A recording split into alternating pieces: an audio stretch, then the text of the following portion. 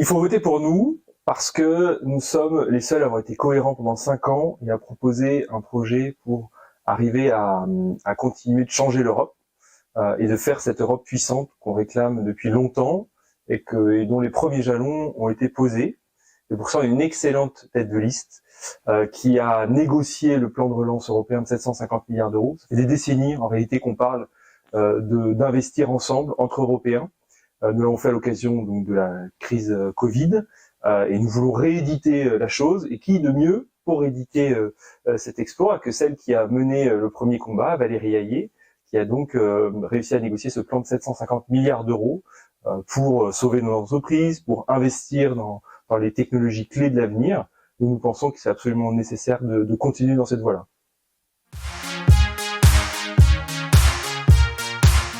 Moi, je pense que la jeunesse, elle a besoin, premièrement, d'évoluer dans un environnement sûr et qu'elle ne craigne pas l'avenir. Et pour rassurer la jeunesse et pour arriver à ce qu'elle grandisse et s'épanouisse dans de bonnes conditions, nous voulons créer cet espace européen sûr économiquement d'abord, en pourvoyant des emplois bien rémunérés. C'est ce que nous avons commencé à faire avec des normes sociales harmonisées au niveau européen. Nous pensons aussi qu'il faut que cette jeunesse grandisse dans une économie qui soit en conquête sur l'avenir, rattrapée, peut-être parfois, on voit que les États-Unis sont en avance grâce à leur monnaie commune, grâce à leur dollar.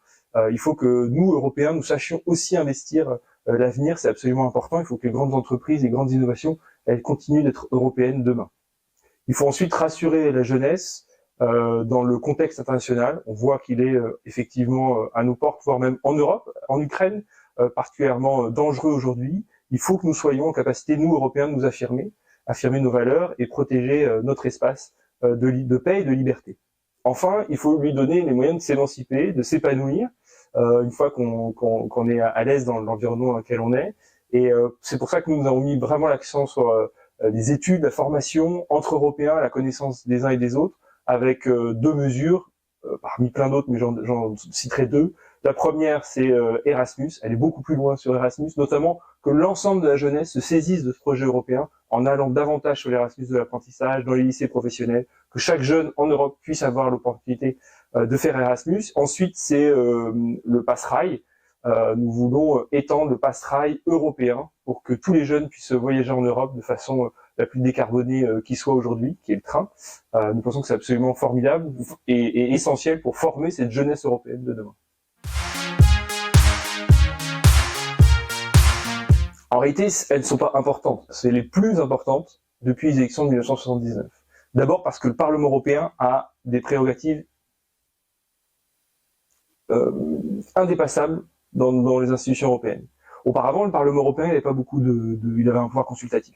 Aujourd'hui, il est consulté sur tout et il a son mot à dire sur tout et il peut même être force d'initiative politique, notamment dans les premiers mois de son mandat, en désignant la Commission européenne.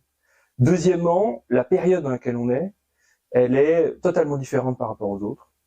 Moi, j'ai grandi, je suis de cette nouvelle génération, j'ai jamais compté en francs, j'ai toujours compté en euros. Je suis né après la création de l'Union européenne, après le traité de Maastricht, après tout ça. Or, on disait à ce moment-là que l'histoire était finie, on disait que le monde occidental, les valeurs occidentales avaient gagné en quelque sorte. Aujourd'hui, on voit que c'est totalement remis en cause, que notre modèle de laïcité, de solidarité, notre modèle de protection des droits des femmes, par exemple, est remis en cause à peu près partout sur la planète. Même en Europe, on voit certains régimes populistes remettre en cause ces acquis-là. C'est récent et ça n'a jamais été aussi important qu'aujourd'hui. C'est pour ça qu'il faut absolument que la jeunesse se mobilise et montre que ce n'est pas l'avenir dont elle souhaite. Elle souhaite un avenir où on protège les droits des femmes, elle souhaite un avenir où l'Europe reste en paix, elle souhaite un avenir où on combat le changement climatique et on arrête de se cacher les yeux sur cette problématique-là et on continue d'investir et d'atteindre les objectifs qu'on se fixe. Je pense qu'il faut plus d'Europe aujourd'hui. Si nous sommes en retard sur les sujets économiques, c'est parce que nous ne sommes pas suffisamment ensemble, à investir ensemble. Je pense qu'il faut plus d'Europe aussi en matière de défense. Je pense que il faut arrêter de compter sur les États-Unis. Je pense qu'il faut que les Européens s'autonomisent et développent leur propre sécurité commune, par exemple. Je pense aussi qu'en matière de solidarité, il nous faut plus d'Europe. Il faut contrer les tentatives de mondialisation sauvage. Je pense qu'il faut remettre de l'ordre dans tout ça. Il faut contrer les tentatives de dumping social, dumping fiscal. Et face à ça, c'est entre Européens qu'on arrivera à apporter des réponses. D'accord. Eh ben, merci beaucoup.